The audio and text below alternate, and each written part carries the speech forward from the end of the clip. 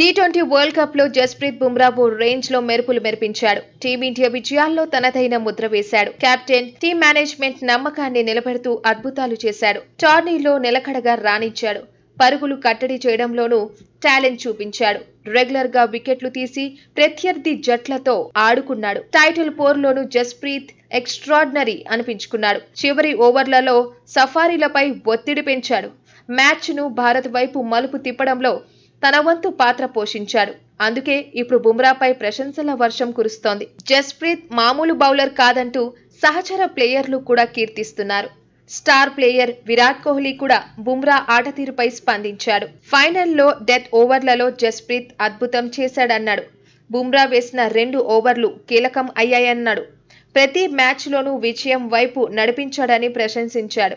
ఎప్పటి వరకు ఆడాలనుకుంటే అప్పటి వరకు టీమిండియాకు ప్రాతినిధ్యం వహించాలన్నాడు. అంతేకాదు బుమ్రాను 8వ వింతగా అభివర్ణించాడు. 8వ వింతగా ప్రకటించాలనే పిటిషన్ పై తాను సైన్ చేస్తానన్నాడు. జనరేషన్ కు ఒక్కరు మాత్రమే బుమ్రాలా బౌలింగ్ చేస్తారన్నాడు.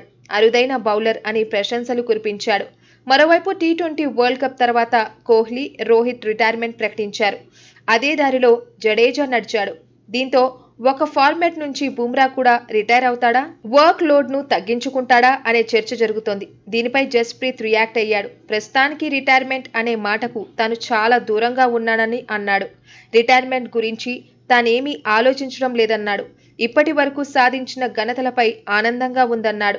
అయితే తాను ఇప్పుడే కెరియర్ మొదలు పెట్టినట్లుగా బుమ్రా స్పందించాడు. వరల్డ్ కప్ విజయం తర్వాత దక్కిన స్వాగతాన్ని మర్చిపోలేనని అన్నాడు. విక్టరీ పరేడ్ లో భావోద్వేగాలను కంట్రోల్ చేసుకోవడం కష్టమైందన్నాడు. ఇప్పటికీ యంగ్ ప్లేయర్ గానే భావిస్తున్నానన్నాడు. జట్టును రోహిత్, విరాట్ అద్భుతంగా నడిపించారన్నాడు. లక్ష్యం ఏంటనే దానిపై ముందు నుంచే క్లారిటీతో ఉన్నారన్నాడు. కెరియర్ లో తొలిసారి వరల్డ్ కప్ గెలిచానన్నాడు.